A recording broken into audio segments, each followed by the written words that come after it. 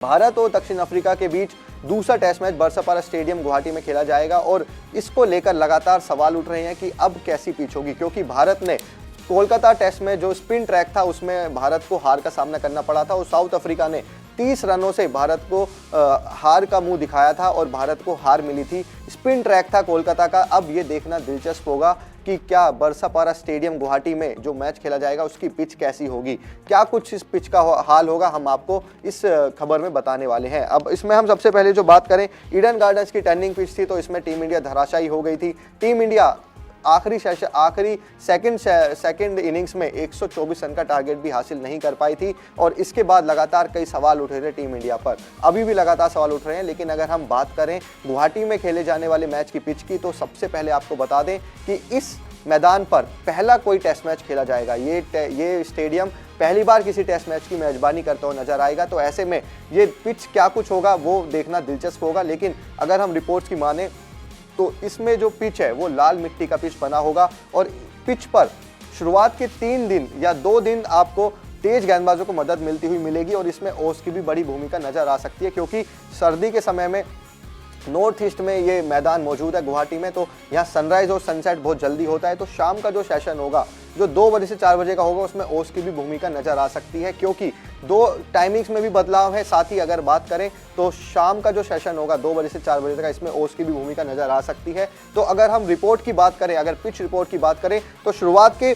2 दिनों में नई गेंद से तेज गेंदबाजों को मदद मिल सकती है, क्योंकि यहाँ सुबह नमी होगी और साथ ही ठंडी हवाएं स्विंग और सी मूवमेंट पैदा कर सकती है। तो शुरुआत के 2 दिनों में और उसमें भी सबसे जो स्टार्टिंग सेशन होंगे, जो पहले सेशन होंगे शुरुआती 2 दिन के, उसमें तेज गेंदबाजों को मदद मिलती हुई दिख सकती है, क्योंकि तेज हवाएं चलती हैं यहाँ पर और अगर नमी रहती है, अगर जो वातावरण है उसमें नमी रहती है तो जिससे गेंद सीम और एक्स्ट्रा स्विंग वो मिल सकती है तेज गेंदबाजों को। इसके बाद तीसरे दिन से अगर बात करें, तीसरे दिन से स्पिनर्स की भूमिका आ जाएगी इस पिच पर और तीसरे दिन से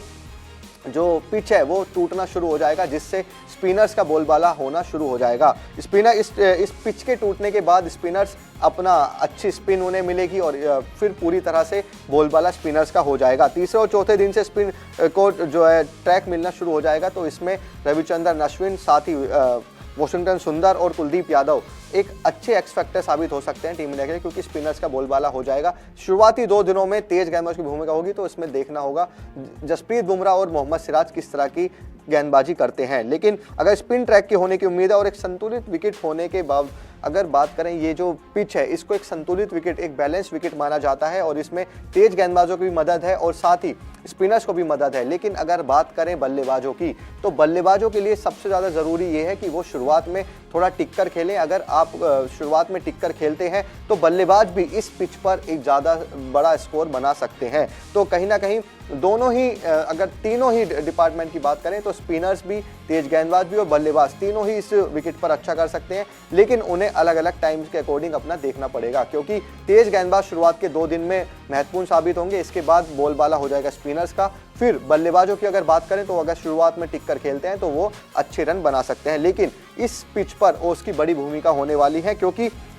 ओस के मैच सुबह 9 बजे शुरू होगा और जो तीसरा सेशन है वो 2 बजे से 4 बजे तक रहेगा। तो कहीं ना कहीं जो तीसरा सेशन होगा 2 बजे से 4 बजे तक, इसमें ओस आ सकती है और ओस के आने से स्पिनर्स को गेंदबाजी करने में मुश्किल हो सकती है और तेज गेंदबाज भी अगर वो गेंद गीली हो जाएगी तो उनका भी